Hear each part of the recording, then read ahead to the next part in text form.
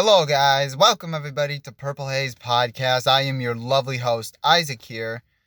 So, the trade deadline is today's, which is in Halloween. So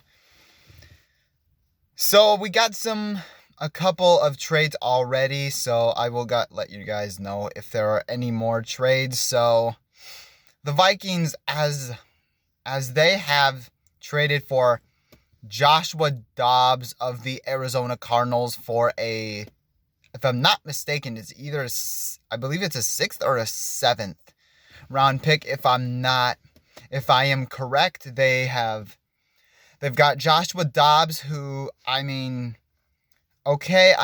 a formidable backup to Jaren Hall right now. So they basically, I kind of get why they want Joshua Dobbs on the Vikings. It's because Nick Mullins, who's on IR, who's going to be the backup to Jaren Hall.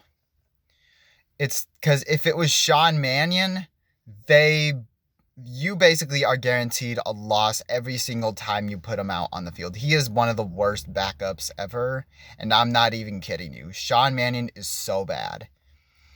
So, Joshua Dobbs, that kind of makes sense. So, I'm not complaining. He's had a 62% completion rate of about 1,500 yards. Not great. 8 touchdowns, 5 interceptions during his career with the Arizona Cardinals. So, I kind of get it. They kind of want to stay competitive as much as they can during the offseason because Kirk Cousins ain't coming back. So, they kind of want to try and salvage this season, which I get. So, I wish they would have got a running. I guess maybe you would have to rely on Sean Mannion after that. So, just as basically as I just saw that Nick Mullins was on IR, and I was like, really? Okay, well, I guess Joshua Dobbs it is, I guess. So, I guess it kind of makes more sense than the more I look at it.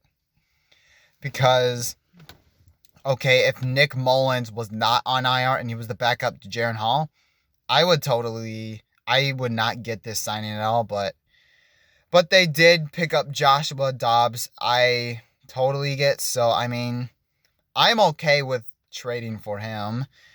And secondly, the Vikings, they also traded away Ezra Cleveland to the Jacksonville Jaguars for a 6th. So here's the interest. They weren't really, he was on his contract year, so they basically didn't want to risk that dead cap hit. So, and that means you have to re-sign. So I get why they wanted to trade Ezra Cleveland to the Jags. Don't know their offensive line situation, really, but the Vikings had no intention of really using him as an offensive tackle because Christian Darrisaw, Brian O'Neill, and the Vikings are wanting to roll out with Ed Ingram and Dalton Risner. So they're willing to ride with Dalton Risner as long as they can, which I totally agree with. So I did not think the Vikings would ever trade Ezra Cleveland. So I get it. It's basically, well, how do I say this? You're really not going to use him much, so might as well.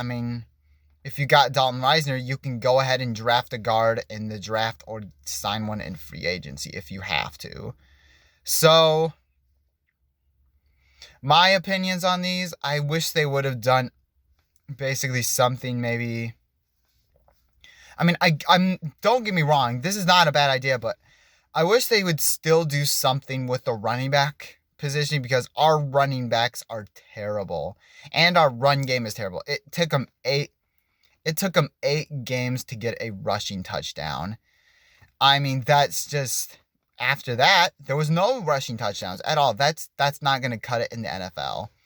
And also 2 yards per carry, that's not good. The best that you can do if you're not trading for a running back is give Ty Chandler and Cam Akers a chance to fight for the running back one. because I believe they have talent. And Alexander Madison, he's just the same old running back. He's not.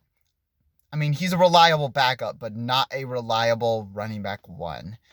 So that's what I would do if it were me, if Jaren Hall is gonna start. So I mean, the trade deadline is officially in the books. So thank you guys so much for watching. Make sure you guys hit that like button, hit that subscribe button if you haven't already. Happy Halloween.